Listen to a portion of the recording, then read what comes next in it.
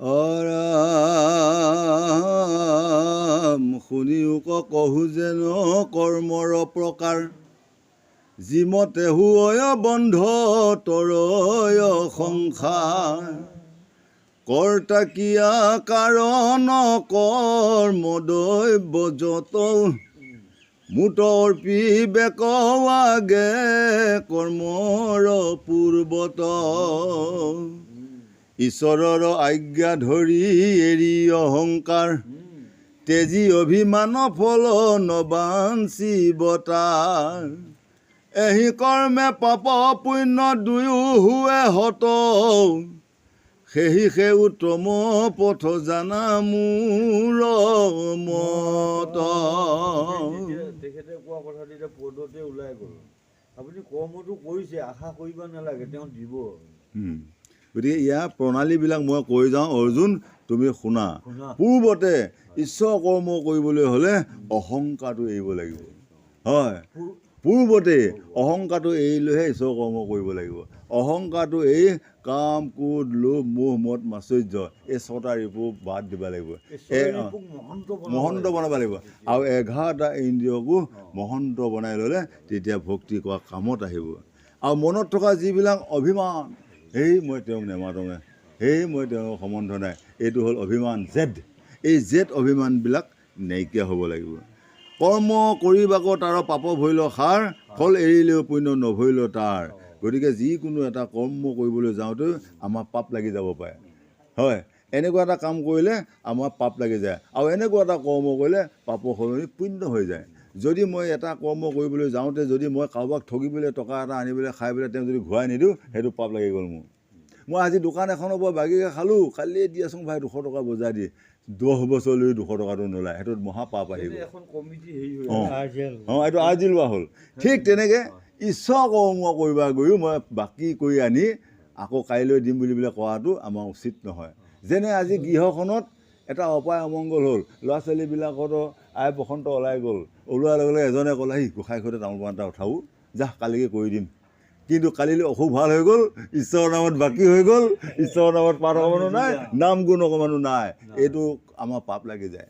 আৰু এতিয়া সেইটো বিপদে কেতিয়াবা এনেকুৱা ভয়ংকৰ ৰূপ ল'ব, হে বা হাজাৰ হাজাৰ ভক্তবৃন্দক আনি ষ্টক কাম কৰিলেও কামত নাহিব, তেতিয়া আমাৰ দুখবিলাক বেছি বাঢ়ি যায়। এই কথাটো তুমি কোৱা কথাটো একেবাৰে মোৰ গৃহতে মই নিজে এইটো প্ৰমাণ পালোঁ। মোৰ সোণাজনী যেতিয়া তুলনি হয়, তেতিয়া পোৱালি বামুণৰ দিন আছিলে, তেতিয়া তেওঁ কৈছিলে কি যে বৰদোৱাত গৈ পেলাই নিমখ 5 পোৱা দি আহিবি। শাস্ত্ৰতে কথা ওলাইছে, বঢ়িয়া কথা ওলাইছে ভকতৰ মাজতে। তেতিয়া মানে ঠেলা ইচ্ছা চলাই ফুৰা হেৰি, তেতিয়া ইমানটো জ্ঞান হেৰি নাই।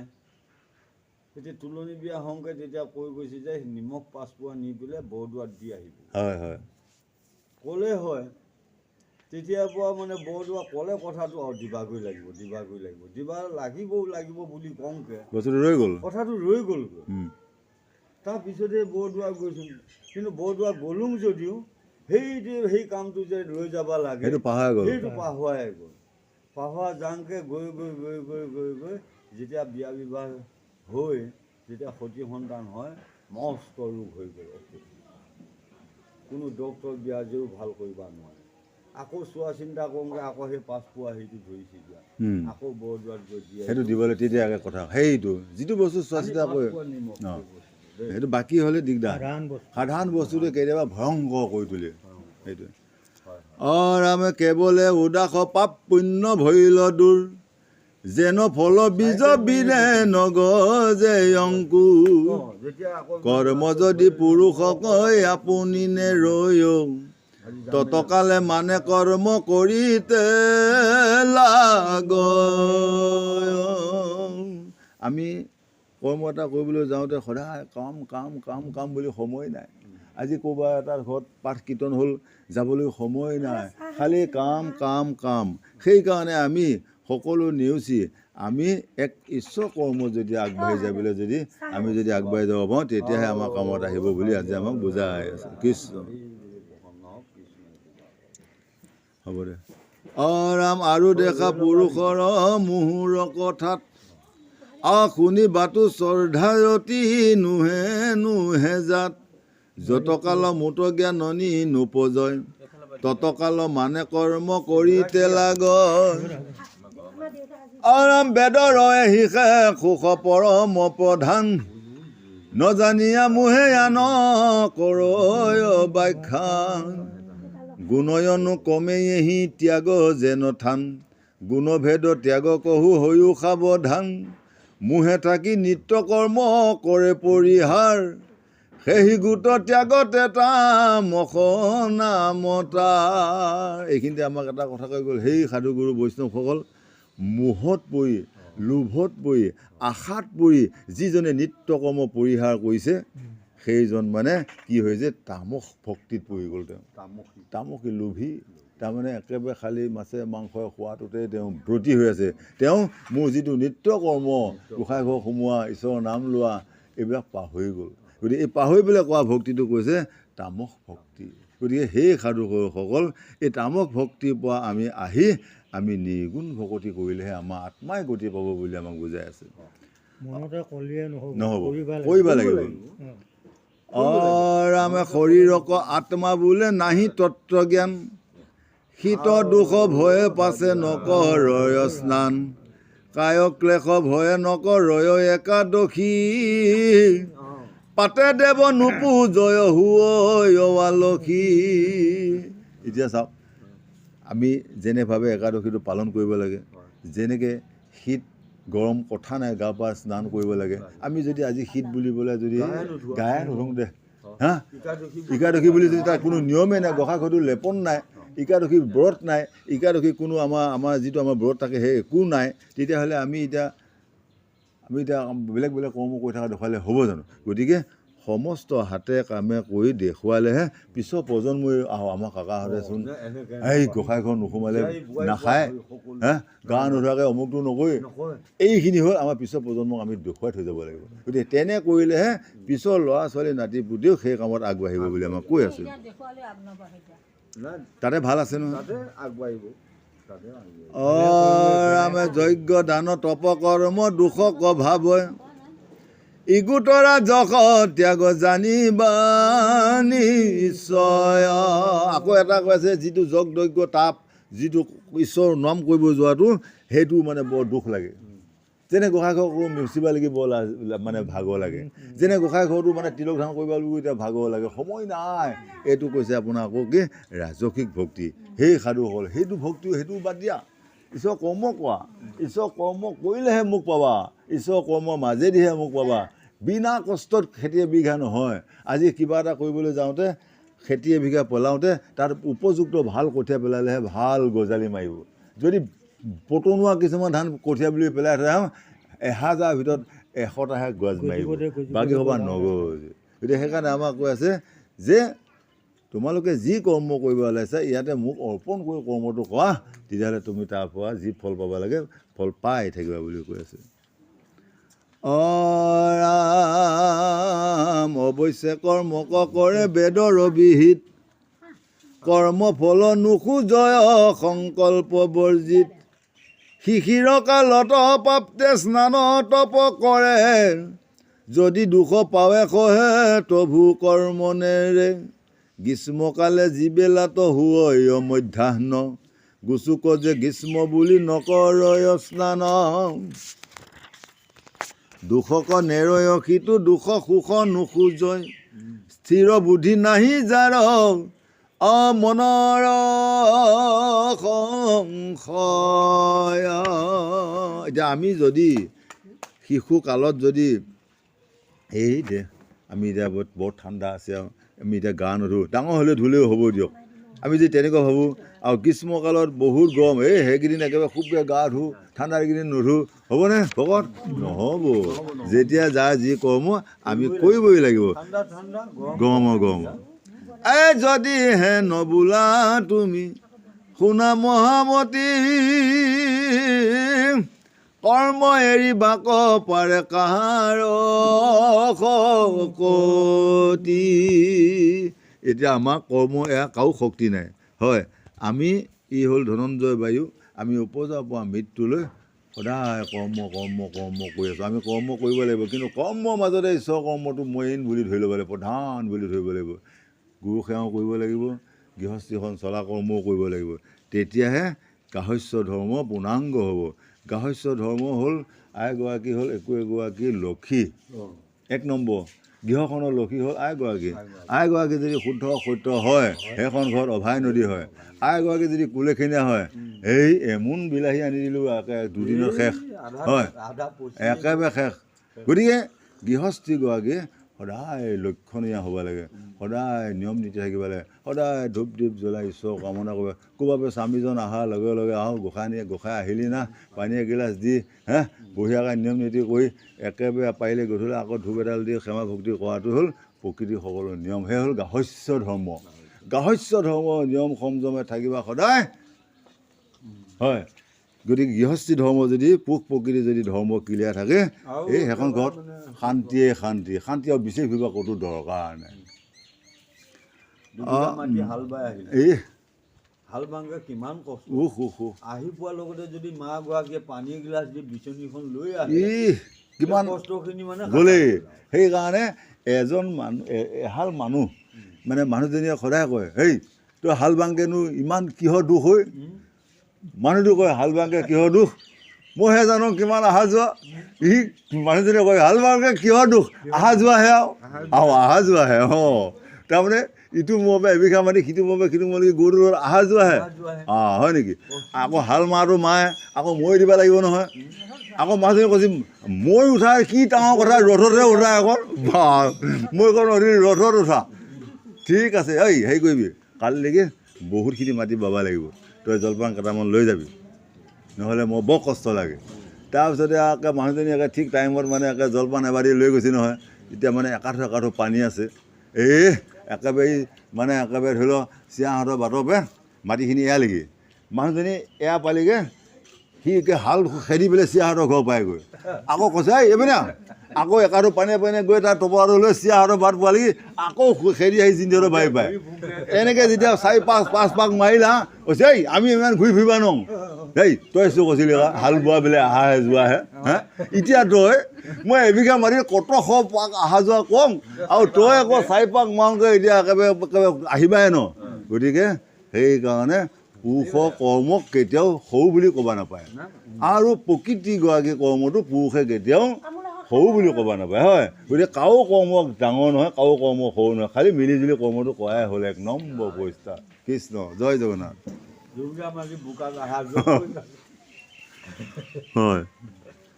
হয় আমি স্বধৰ্মত থাকি কৰ্ম কৰি বেকৱাগ, কিন্তু কৰ্ম ফলত আৰু কৰি বেক ত্যাগ। সকামীৰ কহোঁ শুনা জীৱা হয় ফল, তাক সম্বাৰ কৰ্মৰতি বিধৌ আছে ফল।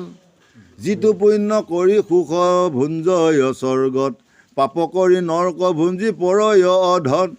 পাপ পুণ্য যিটো জনে কৰে মিখলাই, সিজন মনুষ্য পায়া পাপ পুণ্য নাই। যিজনে এইটো পাপ বুলি জানে তাকো কৈ আছে, এইটো পুণ্য বুলি জানে তাকো কয়, তাৰমানে ভাল বেয়া দুইটা মিহলাই কয়। সেইটো ভক্তিত কাম নহ'ব। বেয়া এইটো জানিছোঁ, এইটো বেয়াটো সেইদিনাখন এৰি দিব লাগিব, এইটো ভালটো ধৰি ল'ব লাগিব, তেতিয়াহে আমাৰ কামত আহিব বুলি কৈ আছে। আমি যিজন ঈশ্বৰে অৰ্পি কৰ্ম কৰে তাৰ, স্বৰ্গ নৰক জন্ম নাহি ত্ৰিবিধ প্ৰকাৰ। ঈশ্বৰৰ অৰ্থে কৰ্ম কৰয় সকলে, ফল ত্যাগী তাক যে কয় নাশ কৰি বোলে। যদি এটা কৰ্ম কৰিবলৈ যাওঁতে যদি সকলো কৰ্মটো যদি ফল প্ৰভু ভগৱন্তৰ ওচৰত অৰ্পণ কৰিবলৈ যদি কৰ্ম এটা কৰিব পৰা যায়, তেতিয়াহ'লে সেই ফলটো আপুনি মই এদিন শান্তি পাই যাম। আৰু যদি মই কিবা এটা কৰ্ম কৰিবলৈ যাওঁতে যদি মই ঈশ্বৰক অৰ্পণ নকৰাকৈ ময়ে কৰিছোঁ বুলি যদি অহংকাৰ কৰোঁ, সেইটো পতন আছে। গতিকে যিকোনো কৰ্ম কৰিবলৈ যাওঁতে ঈশ্বৰক অৰ্পণ কৰিবলৈ কৰিলেহে প্ৰভু ভগৱন্তই তাৰ এটা সৎ বস্তু বা সৎ পদাৰ্থ বা সৎ ফল এটা দিব বুলি আজি আমাক বুজাই আছে। ঈশ্বৰৰ অৰ্থে কৰ্ম কৰয় সকলে, ফল ত্যাগী তাক যে কয় নাশ কৰি বোলে। আৰু তাতো হেন যদি বোলয় মহাবল, কৰ্ম কৰি বাটো দুখ নৰকে সে কেৱল। কৰ্মৰ লগত ফল আছয় খাই খাটো যেন বীজ হন্তে সেই অংকুৰ হুৱে জাত। যেনেকৈ এবিঘা মাটি হাল বাই তাত যদি ভাল বীজ পেলাই দিওঁ এই ধুনীয়া ধুনীয়া অংকুৰ হৈ যাব, পুলি হৈ যাব। আৰু যদি তাত কিছুমান কণমা বস্তু, কিছুমান কণ নোহোৱা বস্তু যদি এমুনো পেলাই দিয়া যায় তাৰপৰা এটা পুলিও নাহে বুলি আমাক কৈ আছে, হয়নে? গতিকে সদায় আমাৰ পূৰ্ণাংগ বস্তুটো আমাক প্ৰয়োজন বুলি আজি কৃষ্ণই অৰ্জুনক বঢ়িয়াকৈ বুজাই আছে।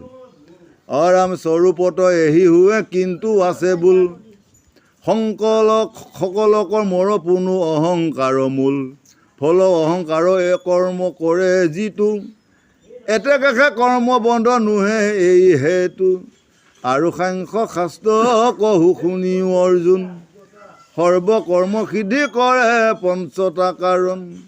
কৰ্তা কিয়া কাৰণ যে চেষ্টাধি দৈৱত, এহি পাঞ্চ হেতু কৰ্ম কৰ সমস্ত। যে পঞ্চটা কৰ্ম আছে, এই পঞ্চটা কৰ্ম হ'ল কি? কৰ্তা, ক্ৰিয়া, কৰ্ম, সিদ্ধি, এনেকৈ কৈ পঞ্চটা কৰ্ম আছে।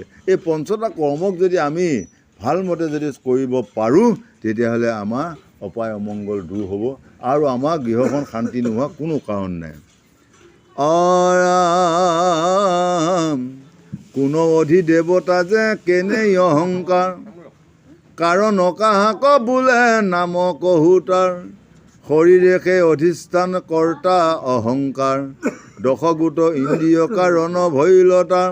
যত ক্ৰিয়া সহিতবে পাৰ প্ৰাণাপান, আদি তকে আদি কৰি ইন্দ্ৰিয় অনুষ্ঠান। কায় বাক্যে মনে কৰে যেন যত কৰ্ম, পাপ পুণ্য সমে শুভা কৰ্ম ধৰ্ম। এহি পাঞ্চ হেতু হুৱে কৰ্ম নিৰন্তৰ, অসংগ উপাধিহীন অকৰ্তা ঈশ্বৰ।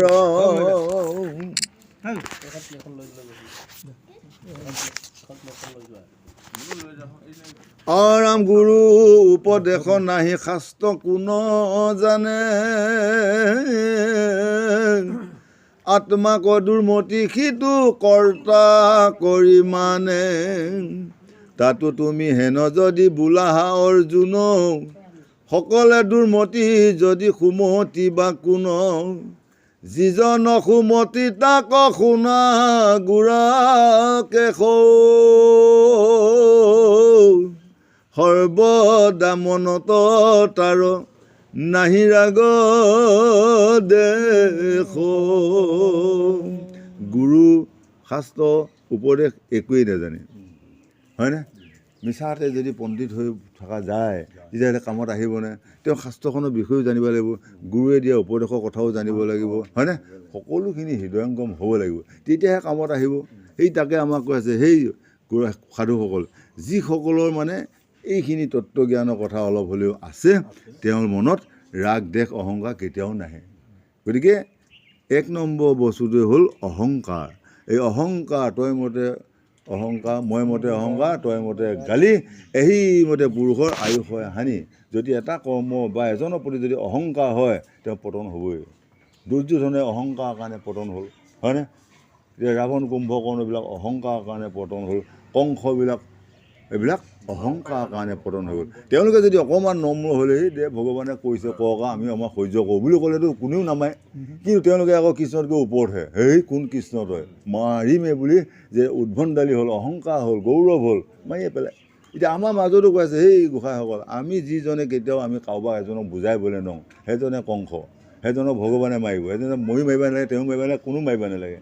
আমাৰ দেশতে, আমাৰ গাঁৱতে যদি কোনোবাই যদি সদায় উদ্ভণ্ডালি কৰি থাকে, মদ খাই খাই কাজিয়া কৰি থাকে, ওচৰ চুবুৰীয়া যদি থকা শান্তি নেদে, সেইজনে কংস, সেইজনক ভগৱানে এদিন এনেকুৱা বিচাৰ কৰিব, কোনো বিচাৰ কৰিব নালাগে। সেইজনক কোন প্ৰভু ভগৱানৰ শংখ চক্ৰ গদা পদ্মধি চক্ৰপাত ঘূৰাই দি মাৰি পেলাব অন্ত নাই। গতিকে তেনেকুৱা কামৰ পৰা আমি বিৰত থাকিব লাগে। সদায় মানুহ শান্তি লাগে, সদায় ঈশ্বৰ ভজনা কৰিব লাগে, সদায় জ্যেষ্ঠজনক সন্মান কৰিব লাগে, সদায় সাধুগুৰু বৈষ্ণৱক সন্মান কৰিব শিকিলেহে গৃহে গৃহে শান্তি হ'ব বুলি আজি আমাক কৃষ্ণই অৰ্জুনক বঢ়িয়াকৈ বুজাই আছে।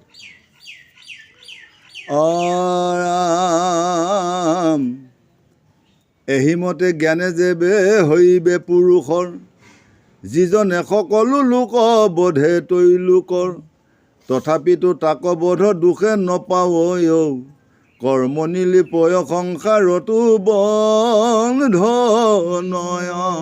যেনেকৈ এটা কচু পাতত পানী অকণমান পৰে ভাই, সিও তাতো লীন নাযায়, একে চুটে বতাহ মাৰিলে বাগৰি যায়। হয়, আমাকো কৈছে সেই সাধুসকল তোমালোকেও হোৱা কচু পাতৰ দৰে, মাইকী মানুহসকল প্ৰকৃতিসকল একোটা কচুপাত, পুৰুষসকল হ'ল পানী। সেই পানীটো ইমান বিশুদ্ধ, কচুপাতত পৰিলেও মানে তাত লাগি নাথাকে। অকণমান বতাহ মাৰি দিয়াৰ লগে কিলিককৈ পৰি গ'ল, হয়নে? আমাক সংসাৰখনে কৈ আছে যে এনেকৈ থাকা, এনেকৈ পানী আৰু কচুপাত লগ নালাগে, তোমালোকে সংসাৰ কৰা, বোকাত পদুম ফুল ফুলাৰ দৰে ফুলি গৃহে গৃহে শান্তি হ'ব। এইটোকে আমাক বুজাই।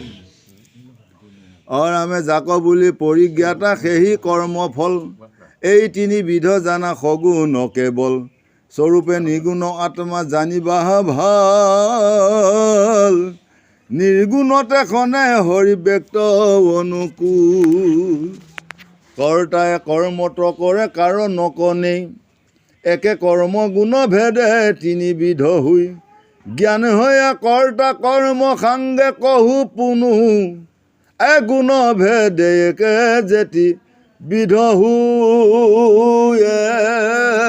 তনু, যদি সত্ৰ গুণে অতি স্ফটিক প্ৰকাশে, তভু সত্ৰে বান্ধে কহিলোহু চতুৰ্দশে, পাছে সপ্তদশে কহিলোহু যত ধৰ্ম, ৰজস্তম এৰি শত গুণে কৰা কৰ্ম, যত কৰ্ম দেখা মানে তিনি গুণে বন্ধ, আত্মাক নাহিকে পুনু গুণৰ সম্বন্ধ। শত ৰজ তম তিনিটা গুণে আমাক আগুৰি আছে, কিন্তু যিটো আমাৰ নিৰ্গুণটো ই কাৰো লগত লিপ্ত নাই, বুজা নাই? এই তিনিটা গুণ সৎ ৰজ তম, সৎটো হ'ল সোণে গঢ়া, ৰজটো হ'ল ৰূপে, তমটো হ'ল তামে। এতিয়া সোণ ৰূপ তাম চাওক ভকতসকলে মিলাই কোনটো বস্তুৰ মূল্য বেছি? সোণৰ মূল্য বেছি। গতিকে সোণৰ যিটো মূল্য ভকতৰ মূল্য সেইটো। গতিকে ভকতৰ লগত সংগ কৰিলে সোণৰ কম মূল্য হয়, হয়। দস্যুবিলাকৰ লগত সংগ কৰিলে তামৰ নিচিনা হয়, আৰু তাতোকৈ একেবাৰে মানে একে বেয়াসকলৰ লগত যোগ কৰিলে ৰাজসিক মানে হয়, মানে ৰূপৰ নিচিনা হয়, হয়। ৰূপৰ কিমান মূল্য, তামৰ কিমান মূল্য, কিন্তু সোণটো হ'ল সাত্বিক ভকত। সাত্বিকটোকে কৈ আছে সোণ।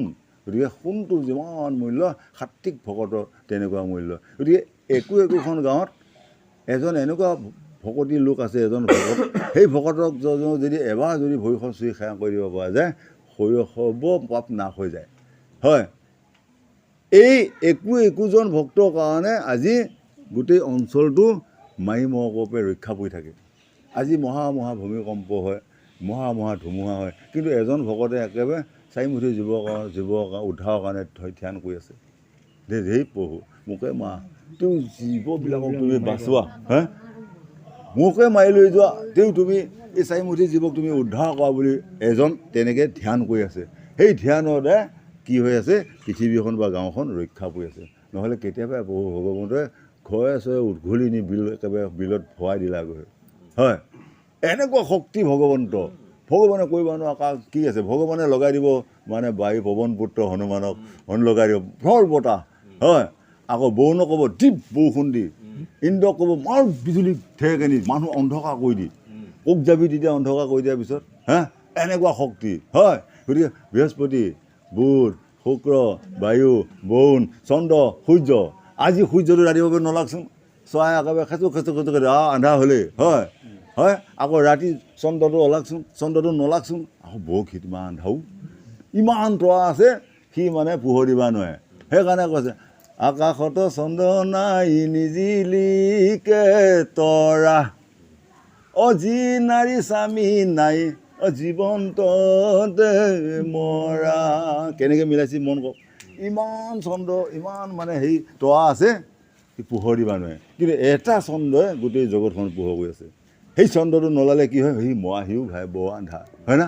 কি আৰু এতিয়া দিনত এতিয়া সূৰ্যটো ওলাই আছে, এতিয়া সূৰ্যটো ওলাই আছে একেবাৰে পোহৰ কিন্তু সূৰ্যটো যোনদিনাখন ডাৱৰীয়া হৈ ওলাই থাকিব বাহ আজি বেলিটো ওলাব পাহৰিলাই নেকি কিন্তু বেলিটো তলে ওলাই গৈয়ে আছে কিন্তু আমিহে জানা নাই বেলিটো কিমান হ'ল কিমান সময় গতিকে হয় গতিকে চন্দ্ৰ সূৰ্য বায়ু বন পৃথিৱীত জীয়াই থকালৈকে এই পৃথিৱীত সদায় পোহৰ হৈ থাকিব যোনদিনাখনে চন্দ্ৰ সূৰ্য নাইকিয়া হৈ যাব সেইদিনাখনে পৃথিৱীত ধ্বংস হৈ যাব হয়নে সত্য থকালৈ পৃথিৱীত জীয়াই থাকিব যেতিয়ালৈ সত্য নোহোৱা হ'ব যোনদিনাখনে সত্য নোহোৱা হ'ব যোনদিনাখনে অসত্য হ'ব সেইদিনাখনে পৃথিৱী প্ৰকাণ্ড গৰ্ভ হৈ সাগৰ পৰিভূমি হ'ব সাগৰত পৰিণত হ'ব গতিকে এইবিলাক পৰিণতিৰ কাৰণে মহা সাধু সন্তসকলে য'তে ত'তে ধ্যানমগ্ন হৈ আছে পৃথিৱীত চাৰিজনে যোগী ঋষিয়েও তপস্যা কৰি থকাৰ কাৰণে আজি পৃথিৱীখন বাচি আছে নহ'লে সত্য লোক যদি নাথাকিলে হয় এই পৃথিৱীত যোৱা বছৰ 30-35টা ভূমিকম্প মাৰিছে অসমখন একেবাৰে বহি গ'ল হয়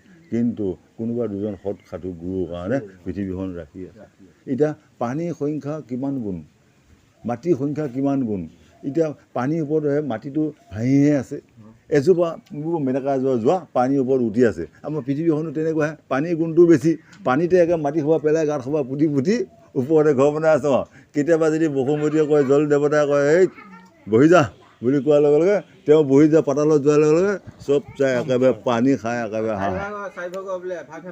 এভাগে মাটি 3 ভাগে পানী হা গতিকে সি বাৰিষা দিনত আকৌ একেবাৰে চালে পাতা হেৰি কৰা পানী কিয় নহ'ব আকৌ গতিকে সেইকাৰণে আমি সেই জলৰ পৰা এতিয়া জলতে সাঁতুৰি আছোঁ এই মায়াময় জল সোপাতে সাঁতুৰি আছোঁ এই সমুদ্ৰবে কেতিয়ানো পাৰ হ'ব পৰা যায় কি প্ৰকাৰে পাৰ হ'ব পৰা যায় ইয়াকহে আমি অৰ্চন বন্ধন কৰি আমি প্ৰভু ভগৱানৰ ওচৰত প্ৰাৰ্থনা জনাব লাগে সেইকাৰণে কৈছে দেহা এদিনীয়া দেহা দুদিনীয়া দেহা হ'ল বিৰিঙৰ গৰা কোনোবা এদিনা যাবগৈ লাগিব এই সংসাৰৰ পৰা হা এতিয়া 5 মিনিটত কথা পাতি আছোঁ আৰু 10 মিনিটত সেইজন মানুহ শুনিবা বোলে তেওঁ গুচিয়ে গ'ল হা ক'ত গ'ল 5 মিনিটৰ আগত তেওঁৰ লগত একেলগে কথা পাতি আছোঁ 10 মিনিটত যাই কৈছে অমুকা ঢুকা দেখিছা জীৱ কেনেকুৱা বাহাদুৰ জীৱ কেনেকুৱা হা কচু পাতৰ পানীৰ দৰে গতিকে সেইকাৰণে কৈছে আজি কৰিম বুলি নাথাকিবা ভাইহঁত কাইলৈ কৰিম বুলি কেতিয়াও কাম পেলাই নথবা আজিয়ে কোৱা খাম কালিকে খাম দে বৰ মাছটো জীয়াই থৈ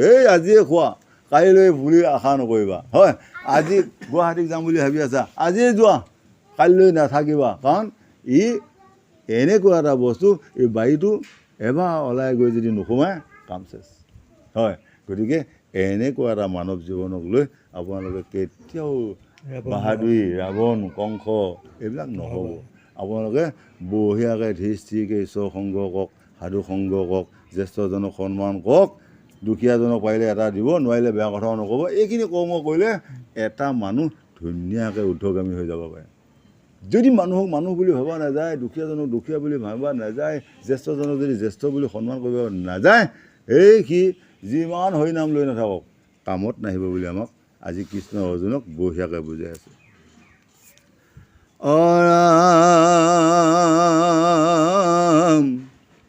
ৰাজস জ্ঞানক কহোঁ শুনিও কচিহ্ন উত্তম অধম জীৱ ৰূপে দেখে ভিন্ন আত্মায়েকে জানি তাত কৰে ভিন্ন জ্ঞান প্ৰত্যেক বন্দয় কত চুলে কৰে স্নান এতিয়া এইটোত কি কৈ আছে সৌৰা এতিয়া এখন শ্মশানত বুজিছা এখন শ্মশানত এইখন VIP এইজন ধনী এইজন দুখীয়া বুলি বোলে শ্মশানত চিতা নাই নহয় আছে নেকি হা বোলে এখন চিতা VIP মন্ত্ৰী MLA ৰ কাৰণে এইখন দুখীয়া দৰিদ্ৰৰ কাৰণে এইখন ভকতৰ কাৰণে বুলি আছে নেকি একেখনে সি DC হ'লেও একেখনে চিতা হয় আৰু একে চুৰটো হ'লেও একেটাই কিন্তু ভকত যদি হয় ভকতৰ সেইখন আসন নহয় ভকতৰ এখন বেলেগ আছে এতিয়া ভকতৰ চিতাখনেই বেলেগ আৰু বাকী অসুৰসকলৰ চিতাখনো বেলেগ হয় কিন্তু আমি ইয়াক যদি এতিয়া আজি যদি আমি এই আত্মাবিলাকক যদি আমি সৰু ডাঙৰ মানা যায় তেতিয়াহ'লেতো আমাৰ ভুল হ'ব যেনে আমি শিয়ালৰ তাত থকা আত্মাটো যি মানুহ গৰু ছাগলী তাত থকা আত্মাটো একেই আত্মা একে জানি তাত কৰে ভিন্ন জ্ঞান প্ৰত্যেক বন্ধুৱে কত চুইলে কৰে স্নান আৰু কোনোবাজন আছে কি মই লাৰি দিয়াৰ পিছত আকৌ তেওঁ চোৱা লাগে বুলি তেওঁ গা ধুই এনেকুৱা বিভ্ৰান্তি দিন। গতিকে সেইটো নহয়, তেওঁ মানুহ ময়ো মানুহ। তেওঁ দুখীয়া হৈ আছে থাকক, তেওঁ কাপোৰ লেতেৰা হৈ আছে থাকক, তেওঁ চাবোন খোৱাৰ অভাৱত তেওঁ যেনিবা লেতেৰা হৈ আছে, কিন্তু তেওঁক মই স্পৰ্শ কৰি দিয়াৰ লগতে মই অপবিত্ৰ কেতিয়াও নহয়। হয়, মহাত্মা গান্ধীয়ে আঁঠুৰ ওপৰতহে চুয়া পিন্ধে, সদায় আঁঠুডাল উলিয়াই ফুৰিছিল, গোটেই অসম ভাৰত আমেৰিকা পৰ্যন্ত আহি গ'ল। হা, তেওঁক কোনো নকলা তুমিনো চুয়াখন কিয় দীঘলকৈ নিপিন্ধাই বুলি কোৱা নাই। হা, তেওঁ ৰং ৰহস্য নাই, তেওঁ আকৌ ঘড়ীটো একেবাৰে কঁকালৰ চেপত সোমাই লৈ ফুৰে, ঘড়ী নিপিন্ধে। হা, কোনো যান বাহন নাই, স্কুটাৰ বাইক নাই, চেণ্ডেল পেণ্ডেলো ইমান কথা নাই, কপাহী কাপোৰ এখন চুয়া পিন্ধে আঁঠুৰ ওপৰত, একে কিলাকুটি একেবাৰে ফকুৰি থকা এনেকুৱাকৈ পিন্ধে। খালী গীতাখন কান্ধৰ চেপতে লৈ অহিংসাই পৰম ধৰ্ম, ৰাজনীতি, অসহযোগ আন্দোলন, তাৰমানে বন্দুক বাজ নাই, খালী ইয়াতে কৈ আছে যে গীতা বাণী কাকো হিংসা নকৰিবা, সদায় সঁচা কথা ক'বা, কাকো অন্যায় নকৰিবা, এই তিনিটাই বাণী। সেই আমেৰিকাত গৈ ভাষণ দিছে, বেলেগ ভাষণ আছে এখন গীতাত। হা, ইপিনেও যায় সিপিনেও যায়, চবতে যায়, এই গীতাখনৰ মহত্ব শুনি তেতিয়া ভাৰতবৰ্ষ এই গীতাখনক গুৰুত্ব দি দিলে। এতিয়া চব দেশে মানে এই গীতাখনক মানে গুৰুত্ব দি দিলে। গীতা এতিয়া লাহে লাহে স্কুল কলেজতো গীতা এটা ক্লাছ থাকিব। হয়, গতিকে আমিও যদি সৎ কৰ্ম কৰি যদি সৎ আদৰ্শ দি পেলাই যদি এজনক যদি বুজাই দিব পৰা যায়, সেইটো ভক্তি কামত আহিব। হয়, যদি আমি নিজে অসৎ কৰ্ম কৰি যদি আমি ল'ৰা ছোৱালীক যদি সৎ কৰ্ম কৰিবলৈ শিকাওঁ, সেয়া কৰ্মখিনিয়ে নলয়, ল'ব নেকি? ময়ে আকৌ এতিয়াকে চান্দাল কম হৈ আছোঁ, আকৌ মই এতিয়া ল'ৰা ছোৱালী হ'ব ভাল জ্ঞান দিলে ল'ব নেকি? নল'ব। গতিকে মই আগে পবিত্ৰ হ'ব লাগিব, মই আগে শংকৰ মাধৱৰ নিচিনা হ'ব লাগিব, মই চৈতন্য মহাপ্ৰভুৰ নিচিনা হ'ব লাগিব, মই দামোদৰৰ নিচিনা হ'ব লাগিব। তেতিয়া ল'ৰা ছোৱালীক যদি জ্ঞান দিয়া যায়, এই একেবাৰে পৰি সেৱা কৰিব, হয় না? এইটো বস্তু অৰাম তমগুণ জ্ঞানৰ যে শুনি উপকাৰ, পৰমাৰ্থ তত্ত্ব তাৰা নকৰে বিচাৰ, নলয়ে প্ৰমাণত আৰু নিজিজ্ঞাসে শাস্ত্ৰ, কেৱল দেৱতা বুদ্ধি প্ৰতিমাত মাত্ৰ। এইটো প্ৰতিমাত দেখিলে কাৰো প্ৰতি সেয়া নাহে, এই ফটো এখনত যায় বোলে একেবাৰে বৰ কৃষ্ণ কৃষ্ণ, কিন্তু এই দেখা প্ৰতিমাটোত কোনো ভৰি এখন চুই পেলাই সেৱা কৰিবা মন নাযায়। আপুনি এই ফটোখন এই জয় বিজয় হালৰ ভৰিত ধৰি সেৱা কৰি থাকিলে কামত আহিবনে? নাহে। এই দেহাচা প্ৰতিমাবিলাকত সেৱা কৰক, এইবিলাক একোজন প্ৰতিমা, এইসকলক যদি এবাৰ ভৰিখন চুই সেৱা কৰি দিব পাৰে, আপোনাৰ দেহত থকা যিমান বেমাৰ ব্যাধি অপায় অমংগল চব নাশ হৈ যাব। কিয় লাজ লাগিব? গতিকে মানুহেই ভগৱান। সেইকাৰণে অৰ্জুনক কৃষ্ণ কৈছে, সেই অৰ্জুন তুমি নৰ, মই নাৰায়ণ, নৰ যুগ নাৰায়ণ, নাৰায়ণ চাৰিটা শব্দ, ভাগৱত চাৰিটা শব্দ, নাৰায়ণ চাৰিটা শব্দ, চব বস্তুৱে চাৰিটা হয়, কিন্তু ৰাম নামৰ বাণীটো আকৌ 2 অক্ষৰ হয়, সেইটো ৰাধা বা ৰাম 2 অক্ষৰ, দুটাহে আছে। গতিকে আমি এনেকৈ কৰ্ম চালি যাই চালেহে আমাক হয়। আৰু এই গেলাটো এবাৰ খুলি চোৱা, এইটো খুলি দিয়াৰ লগে তুমি 5 ডুব পাছুৱাই আহিব লাগিব, বাহ কি গন্ধ হয়। গতিকে আমাৰ দেহটোতে 2টা ভাগ আছে গোসাঁই, যদি আমি ভাল তেনেকুৱা ভগৱানে ভাল পোৱা বস্তু সোমোৱাই দিব পাৰোঁ, এই তাৰপৰা যিটো উগাই আবেলি আহিব, বাহ একদম দৈ গাখীৰ খাই পেলাই যেতিয়া তই 2 ঘণ্টা মূৰত উগা এটা আহিব, বহুত মন কৰিছোন কি ধুনীয়া উগা আহিব, আকৌ এজনে ধৰি পেলাই সোমাই থৈ দিম। আৰু তাকে নকৰি যদি অলপ ব্ৰইলাৰ মাংস আৰু অলপমান বেয়া মদ পানী সোমোৱাই পেলাই দি থৈ দি একদম 3 ঘণ্টাৰ পিছত যিটো উগা আহিব, এই একদম ভেকেচিয়া উগা হয়, তাক জানো একেবাৰে মানে এই থাকিব নোৱাৰা। গতিকে হা, এই তাকে কৈ আছে যে আমাক এই ভঁৰালটোত খুব চাই বুজি মানে ভাল আহাৰ সোমোৱাব দি আছে, তেতিয়াহ'লে আমাৰ সেই আহাৰতে আমাক কামত আহি যাব।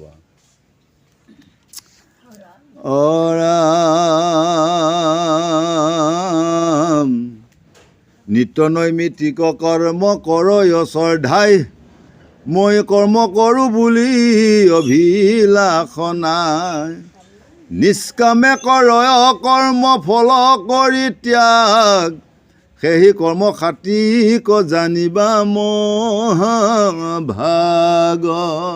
নিত্য আৰু নৈমিত্তিক কৰ্মক যিজনে শ্ৰদ্ধাভাৱে কৰে, নিত্য মানে হ'ল সদায় যিজনে ৰাতিপুৱা উঠি বিচনাৰ পৰা উঠিয়ে প্ৰভুৰ নাম লৈ লৈ আহি একেবাৰে বাহিৰৰ পালে আহে। বাহিৰত পোৱাৰ লগে লগে আহি তুলসী দৰ্শন হ'ল। তাৰপিছতে ৰঙাকৈ যদি সূৰ্যটো ওলাইছে সূৰ্য দৰ্শন হ'ল। তাৰপৰা স্নান তৰ্পণ হ'ল। স্নান তৰ্পণ হৈ নিত্য নৈমিত্তিক গোসাঁই ঘৰ প্ৰণালী কাম কৰিলে।